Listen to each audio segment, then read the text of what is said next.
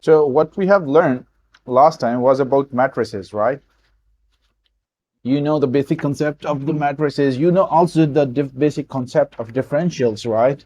When do we need differential? When do we need matrices? And how can we solve it? So today we're gonna mostly learn about the practical implication. But before that, let's have a glance on what we have covered in previous lecture. Last week we had a deep look into matrices and its operations. So far, you have covered and learned basically about differential and matrices in this section. In matrices, on one hand, where we have learned the features, that what is matrix, what is a row vector, column vector, what are the dimension of the matrices, right? So you know the dimension, right? What is square matrix, zero matrix? If all the elements containing zero is known as zero matrix. Square matrix, if number of rows and columns are equal, that's a square matrix. Symmetric matrix, if the matrix can be divided through diagonal into two same halves. So it means element of the diagonal are repeatedly on both sides, but the difference is that on one side the elements gonna be in rows, the same row in on the other half gonna be in the column. So then that's a symmetric matrix. So it's really important to know about the symmetric matrix. Then we talked about the diagonal matrix. What is the diagonal matrix? That there are non-zero elements on the diagonal, but other than leading diagonal, rest of the off diagonal elements are zero. Identity matrix, the leading diagonal must have like 1 and rest is 0. Then we also see some operation that how to add, how to subtract, how to multiply and divide. Multiplying is really important because we have to use a lot in the finding the equations or set of equations, the values of x or y. Uh, so we get different kind of matrices from a primary matrix. That is, we can also, if we have like a primary matrix, something is given, A is given, then from A we can also get the A inverse. We learned this, how to get A inverse. We learned how to make a transpose, and for inverse we need to know these things: singular matrix, determinant of matrix, cofactor matrix, and joint of matrix, right? Because we know that A inverse, you know, is A inverse is what? Is 1 upon A determinant and adjoint of A. So how to calculate adjoint of A? We know that. How to calculate A determinant, you already learned this. So, and I'm sure that you all are genius, especially when you are full with the dinner. When your stomach is full with the food, then you think a lot, right? Okay. So then we talk about rank of the matrix. Now, what is the rank of the matrix? So the non-zero lambdas are also the rank of the matrix, right? Similarly, we can find out the trace. So if I ask you to have a review of different rules and try to prove those rules, because I did last time, like I asked you that you can prove this, like a plus minus b, a plus b equals to b plus a. But in multiplication, ab is not equal to ba, right? So I don't know whether you did it or not, but I suppose that you have done this at home, because I was thinking that you're gonna do this. If you remember, I told you different rules and I asked you to you can prove by yourself at home or in your hostel room. So if you didn't, you have a long holidays coming ahead, so you can prove differentials and also the properties, the rules of differentials and the rules of the matrices.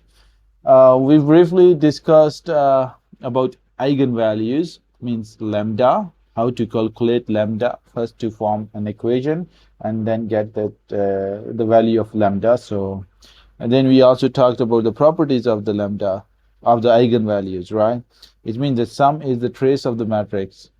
So whatever the lambda we will get, if we add that, for example, if there are like two lambda, lambda 1 and lambda 2, and we learned this from the previous example that when we got lambda equals 6, 3, so the trace of that matrix was 9, so because we add this. So we have learned this.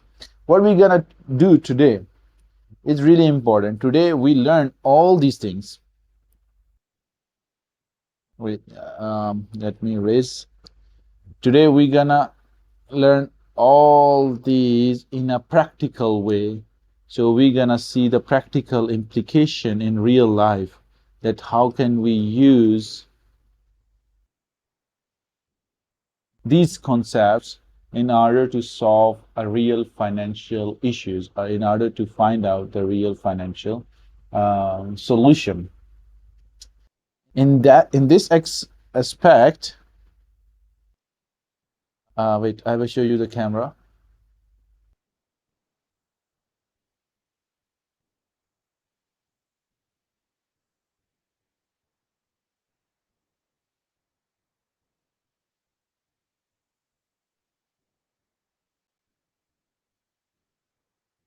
So in this aspect, let me take the black one. So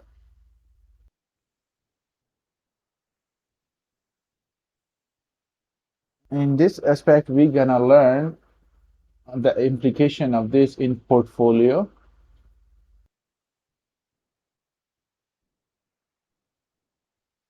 theory. And you should know what is portfolio, right? Can you tell me what is portfolio? Hmm? You can type what is portfolio. So portfolio means you have some investment which you're gonna invest into a set of assets. So together, your investment and the assets you have invested, that's your portfolio. So if you invested in more than one asset, it means your portfolio consists of two assets. If you invested in two assets. Similarly, if in four, then your portfolio consists of four different assets. So we can say that in this concept, it's really important because there are two different concepts. One is when you invest in some asset, what are you expecting? What are you expecting? Can you tell me quickly when I finish writing? What are you expecting if you invest in an asset? You're expecting only one thing, right? And what is that one thing? Returns, money. That if you are investing somewhat, so in some assets, you should get return. So we can call it expected return, right? So we are always looking for expected return, and then we are also concerned. So we have two issues. We have two concerns, two main concerns.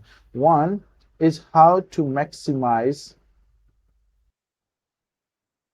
these returns, right? Second, how to minimize the error. Error of what? Error between the mean value and the points. Means variance.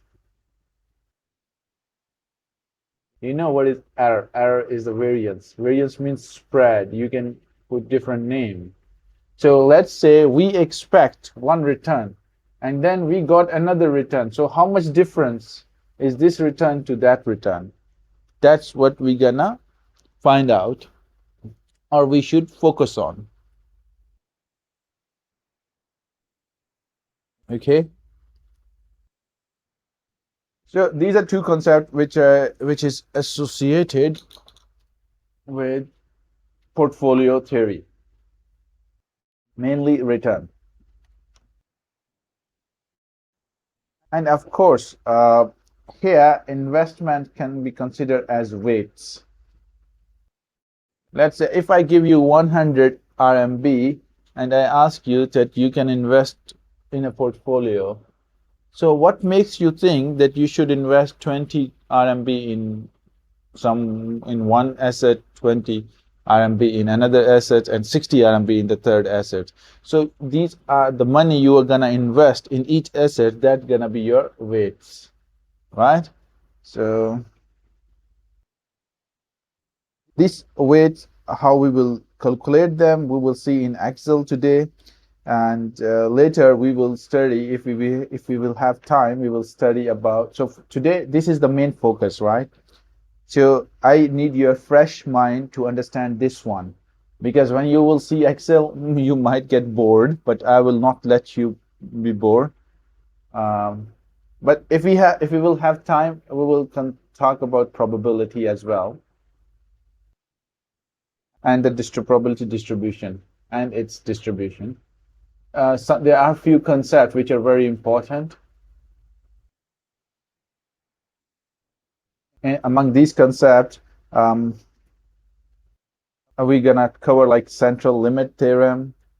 This is one. Then statistical distributions, that how the different distributions are, right? I'm making some shapes. These shapes are showing some distributions, that how the data is distributed among among itself, and what are the how to measure the spread, how to measure the difference between, means measure the variation from one point to its mean, how to measure the central tendency. Central tendency means averages. So there are few ways to measure the averages, and if we talk about distribution, then skew distribution and kurtosis, we're gonna learn about these things. So there are different concepts. I'm just gonna write here. Central limit theorem. What is central limit theorem? Then how to measure central tendencies. Central tendencies means average. Then how to there are different averages, different ways to measure averages. Measure a variation or spread or dispersion. So, and then how many kinds of distribution? What are the main important points? I don't know if some of you are already learning statistics. Okay, I will try to write it more clearly. I think something, maybe you cannot see it properly. Okay, okay, I will write it more clearly. Thanks for telling me. So central limit theorem, so these are the probability and its distribution. We will learn if we will have time today, but mostly we're gonna focus this. So what we're gonna do, we're gonna do some analytical work,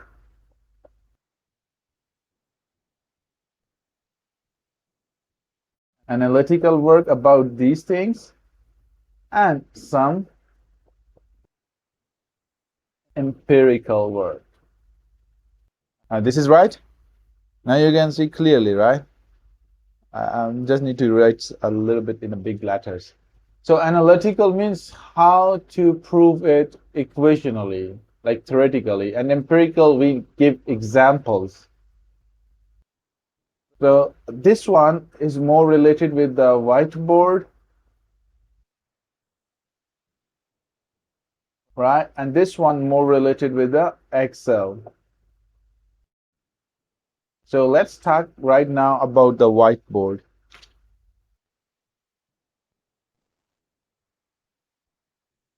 No worries, always welcome.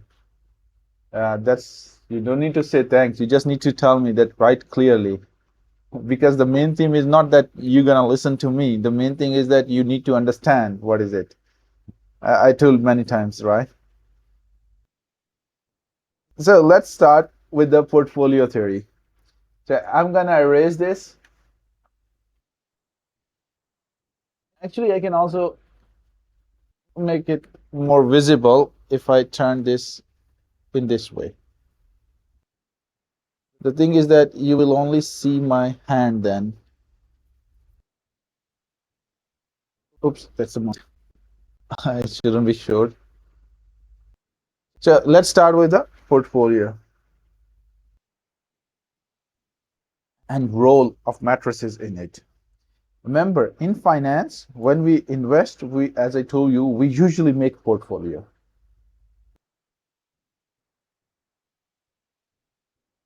But question comes here that on what basis, who will tell us that on what basis we distribute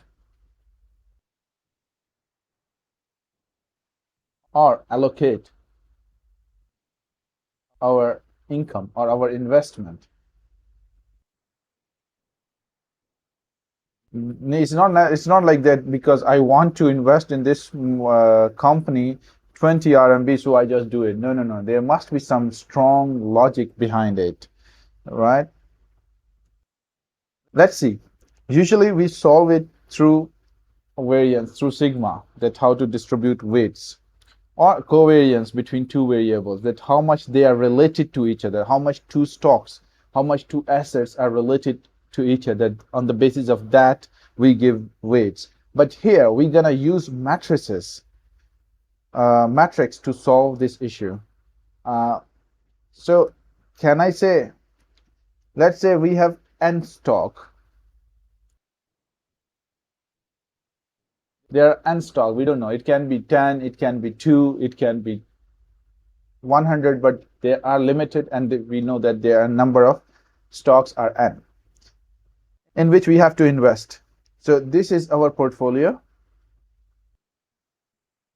And stock, with each stock I put some investment from my whole investment, right?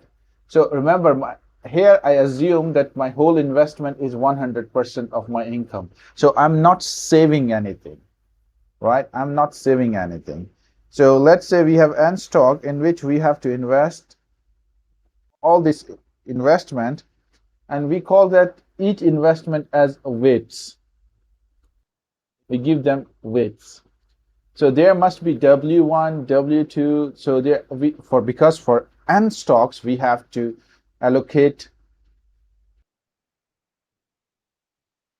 n investment. So we divide this one investment into n small portions, right? So one we associate with one stock, the other with another, and that's how. So from here, each weight is for each stock invested. So there will be expected return. We are looking for, or we are keen in getting the expected return on this, because we are investing this much amount of money in 1, 2, 3 stocks, and let's say let's make it clear, one stock, two stock, and so on, and stocks, right? So each stock has some investment. So each stock with the weight give me return, right? So return 1. So what is this return? This return I'm expecting. That's not real return. That's what I'm expecting. So can I say that we will have n returns on these n stocks? Return means profit, right? Yes, I can say. So can I make like our return on my whole portfolio, because whole portfolio have n, so I can write it like in this way, equals ER1 or function of ER2 and so on, ERN, right? So these are my return matrix vector, right? So now we have three things: n, weights, and expected return. And we can say that this weight, let's write it into a column vector. So these both will be the column vector, because stocks are like one stock, two stock, third stock, four stock, so on. So I'm gonna erase this. So have a look. Good. And I think I should also write in a straight way, not like in a diagonal way. So I can say that there is a weight matrix which dimension is n by 1, right? So it is given as W1, W2, and so on, Wn. And we have also another matrix, which is expected return matrix. And it's also n rows and one column. You already know the dimensions.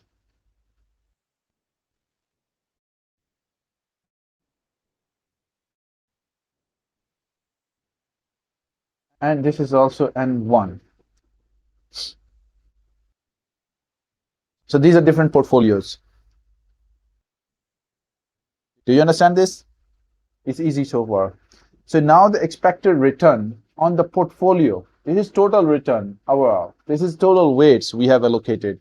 Now we have to find the expected return on portfolio. Now that portfolio can be the complete N series, or we can just take like 10 stocks from those 10, from those N stocks, and we will invest and we will get the expected return portfolio. How to calculate empirically, we will see this later on in Excel.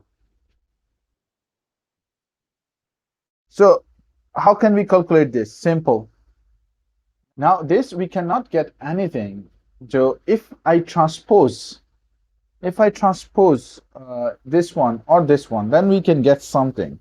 So can I say expected return, because we have this thing given, right? And this thing is given. So we can transpose and then multiply with the weight matrix. Now see, what is the dimension of this one? This dimension is n by 1. When we take the transpose, the rows will convert into column. So it can give us 1 by n dimension. And this one is n by 1 dimension. I told you while they're multiplying two matrices, so these two should be gone. So this matrix is 1 by 1. So you see it gives us one single scalar number, which will gonna be our expected return. So that's a scalar output, like one number. So that's how we calculate expected return on our portfolio. Let me write here. Expected return equal transpose of return portfolio. And this will give us the one single scalar number.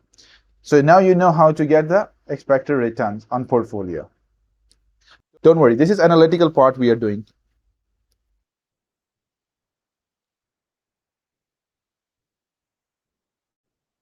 Because maybe you forgot, it's a transpose. So what is this? This is n by 1. What is transpose? Transpose means you change rows into column. So if we take a transpose, what is the transpose? Transpose will be ER1, because these rows can change into columns. ER2 and so on, ERN. So hence, what is the dimension of this? How many rows? Only one row now. And how many columns? N columns. So that's why it's 1 by n. Understand? Simple. Transpose is rows you change. For example, if I have a matrix 2 by 3, so the transpose of this matrix, this is matrix A. So the transpose, when I will make a transpose, so I will change the rows into column, the number of rows into column. So this will give us 3 by 2 dimension. So remember this, whenever we take transpose, we always change it. Hope I have answered the question. So this one you understand, right? So now let's see, so this one is one part, because we need to maximize this profit. Oops, maybe you cannot see that. We need to maximize this profit. So that's why we need to calculate. If we don't know how to calculate it, we cannot find it. Now let's see the variation. So this is analytical part I'm doing. Later I will take it with the example so that it will be more clear to you guys. Now, the other one is variation in the portfolio.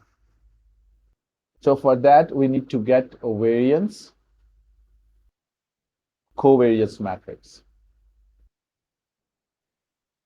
What is that? If you think a bit carefully, you will know what I'm talking about. So for variance covariance matrix, I'm going to use the blue marker.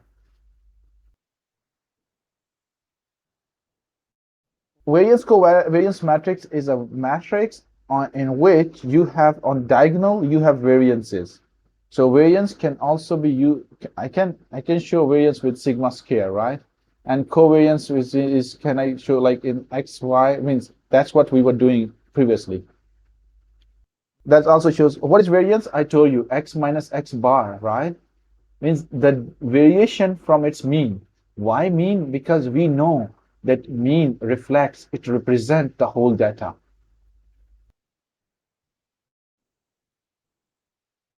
Average represent the whole data, right? So if we have different points, it's really difficult to find out the distance from this point to another point and from that point to another point. So what we usually do, we just take an average and we say this average reflects all the points, and then we see the difference, how much this point is away from the average. So let's say this is the average, so how much this is away. So this is the variation, x minus x bar, right? So that's why we have to calculate this.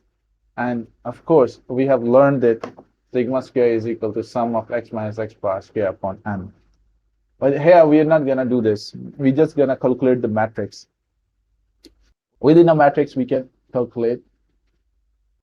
So I can write sigma square as sigma 1, 1, sigma 2, 2. So basically, it's a sigma 1 square. And so on, sigma and n. And here are the covariances. What are the covariances? I will also tell you in bit of seconds. Sigma 1, 2, so on, sigma 1, n. Here, sigma 2, 1, so on, and sigma n, 1. So this is our variance covariance matrix. So once we have this covariance variance matrix, then it's easy. How to get these values? You know, if you have like stocks, return stocks x, then you can have different stocks, right? 1, 2, 3 up to n. So you can take the one is like the manual way.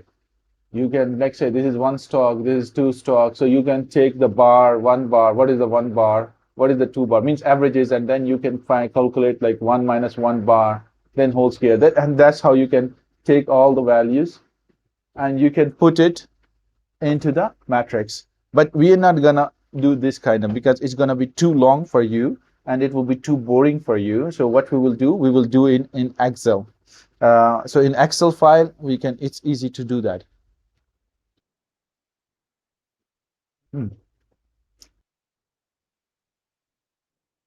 So let's say these are the variance now, and these are the covariance. Remember, here is the condition that this matrix, this variance covariance matrix, is symmetrical. So you know what is symmetrical matrix, right? You know that. What is symmetrical matrix? In symmetrical matrix, we know this condition. This is sigma. So I is equal to j and j equals to I, means whatever here is equal to sigma 2, 1. So it means whatever the value here, if 2 is here, then 2 is here as well. That's symmetric. So all the values here in the rows are exactly the same here in the column. So it means covariance of AB equal covariance of BA. So this only happens in a symmetrical matrix, right? So that's why we put a condition that this is in variance covariance matrix and also in correlation matrix, this is symmetrical. Understand? And so on, we can construct the value. So if we don't have this kind of things, we just need to find out one half and then we can repeat it. We will do it in Excel, so don't worry. Now, yeah, someone is asking question. Okay, yes.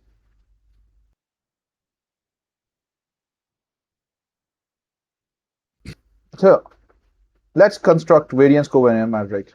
You know that what is variance, right? I already told you. Variance is the variation of spread of a point from its mean.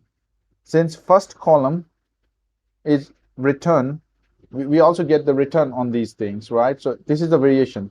So can I write sigma 11 as the return on first stock at first time? Let's say you have time,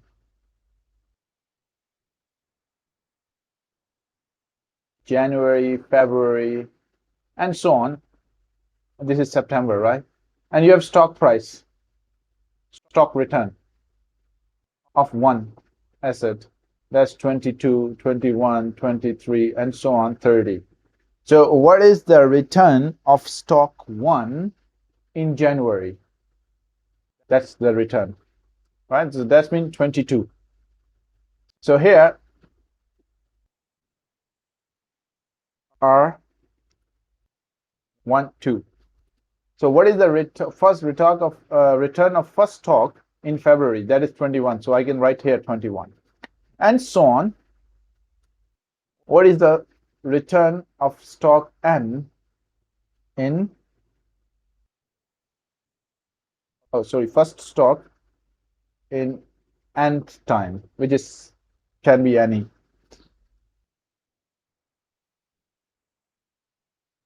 Right?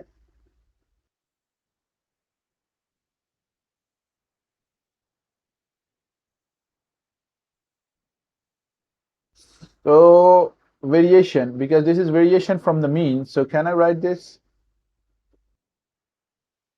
You know what is this? The point, and its variation from its mean, average.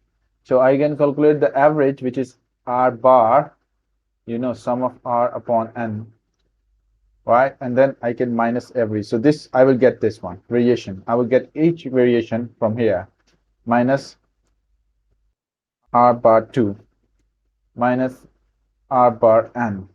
So this is, I think this is time. Maybe you cannot see this clearly, minus R bar N. Do you understand this one? How did I write this? And similarly, you can go further below. So this is R 21 minus R bar 1, and so on, RT.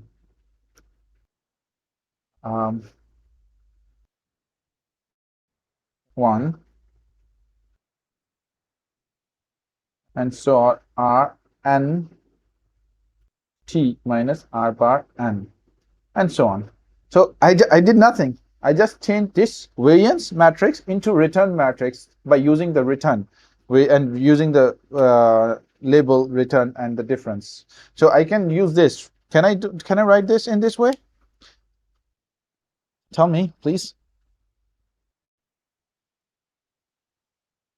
Tell me that you do understand this one, right? So it's not a big size. I know variation. So variation means spread. So I'm just writing in a spread form. Why?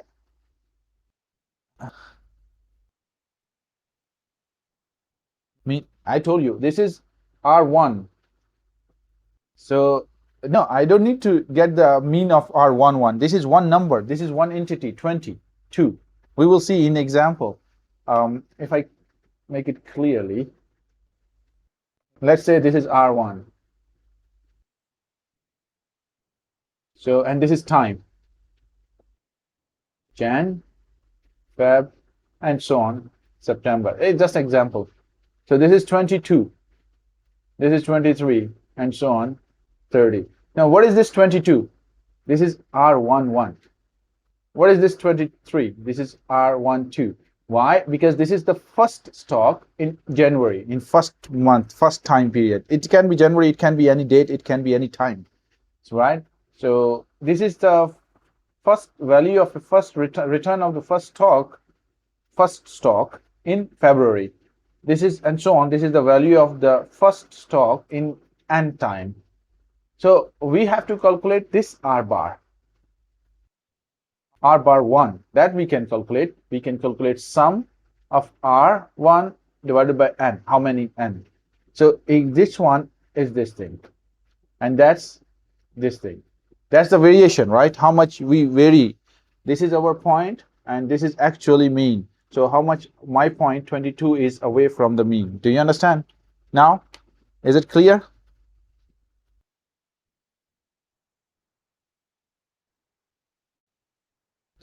Perfect. Now let's move on. Why do I change into return observation? Because now this matrix shows me every return observation on all the stock from 1 to n. So it gives me the stock with the time t. So variance covariance matrix can be calculated as, because once we have this R, okay, I'm going to write the formula direct here. So variance covariance, this is variance covariance matrix, not the variance on portfolio matrix. Okay, this we get R transpose R by t minus 1. Right, once we have this, we have this, so we can change it, right?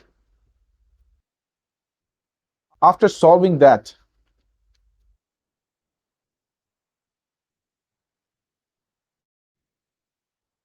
we can easily get variance on portfolio. This is overall total on n, right? This is n, not on this one is portfolio, so this is not portfolio variance. This is variance of total overall n. T is the time for each series here. So of course, when we are considering the first one, we have to see the t minus 1, because the rest of the series will be t minus 1. And we just solve it. We can take the transpose and then multiply the transpose with itself. This is n, but if you take like 2 by 2 matrix or 3 by 2 matrix, then it's really easy to calculate V. Now, can I say that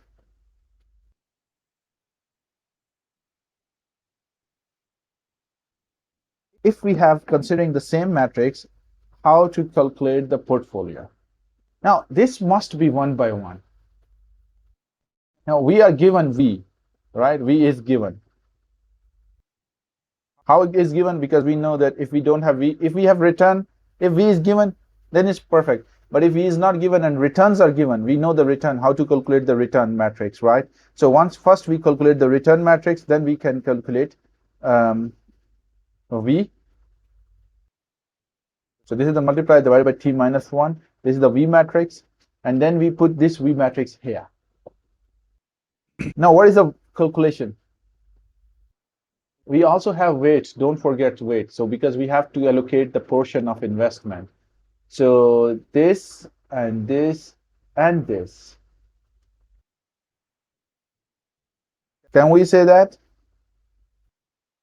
Yes, we can say that. Where, what is this? This is 1 by n matrix, because we know this is n by 1 matrix, and we know this is n by n matrix, right? So if we solve this, we can only get 1 by n matrix. So here return on portfolio variance, or variance portfolio, should be one scalar. Do you understand? So that's how we can get the scalar variance. We will also see this in the Excel form with the example after the break. I will just write the formula here so that you can know. If this one is small, maybe you cannot see this, but this is the same thing, right? So that's how. Now, if we have this, if we have this, if we have this, we can calculate variance portfolio. Easy. So you can do it. You can practice at home by considering only like 2 by 2 matrix, and you can find out the variances only on 2 stocks. When you invest only in 2 stocks, or in 3 stocks, or in 4 stocks, right? So this is about variance covariance matrix. Now let's cover another aspect, another relation of different. See how important the matrix and the concept of matrices are. Now let's talk about correlation. What is the difference between correlation and variance covariance matrix? Variance in variance covariance matrix, it's like this. If you invest in one stock and you know that covariance variance matrix of stock A and stock B is positive, right? It's positive. First of all, it can be any number, right? And it can be positive or negative. Whereas correlation lies between -1 and +1. So that's the one difference. You cannot say there is a correlation of -1.2. It's wrong. So correlation always lies between -1 and 1 value. Means 100. Either you have 100% relation, or you have no relation, or you have -100. Either you love that person or you hate that person, right? And there is in between any number. Whereas covariance matrix can be have any extreme. And second main difference in covariance matrix, it says that if stock 1, if it's positive, what is the interpretation? If the stock A rises, it means stock B will rise, because they have a relation in such a way which is positive. Here, it doesn't matter. It doesn't matter. It is not necessary that if stock A rises, then stock B rises, right? So that's the main difference between variance covariance matrix and correlation matrix. How to calculate correlation matrix? Simple. In correlation, you know the V, right? Variance covariance matrix, sigma 1 1, sigma 2 2, and so on, sigma, and just keep in that mind, keep that thing in mind, and so on. Yeah. Now, what is the relation, your relation with yourself? It's 100%, right? So we call it 1. So all the variances on the diagonal post there should be 1. And then we can find the variance correlation between 2 points. That's gonna be C12, C13, and so on, C1n, and so on, C2n, sorry, Cn1, and so on, 1. So that's our covariance variance matrix. So if you have any two sets, any two assets, you can find the correlation matrix. So now you know why you have 1 on the diagonal, because your relation with yourself is the same. It's 100%, which is 1. Off diagonal, it shows the relation between each pair of stock return. This is the relation between first stock with the second stock, and so on. Now, here it's also symmetrical. So it means C12 is equal to C21. So they are the same value. So that's why here also you can say it's also symmetrical. That's why we need to know all the condition, all the rules about the matrices, because we're going to use that. So C21 equals C12, and so on. How to get the variance portfolio in with the correlation matrix? Simple, but you need to know a new concept, and that is S. What is S? CSW. Yeah. Now, what is S? S is a diagonal matrix.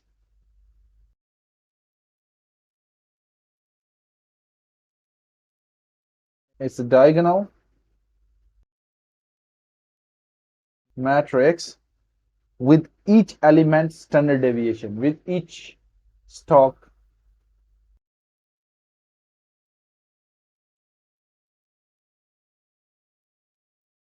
standard deviation. That's why we call it S. So it means on this, it's like standard deviations, sigma of 1, sigma 2, so on, sigma n, and this is 0, 0, 0, 0, 0, 0, 0. Right? So that's the diagonal matrix. And this should be written as in this way. So here we can also get the portfolio variance, W, SCSW.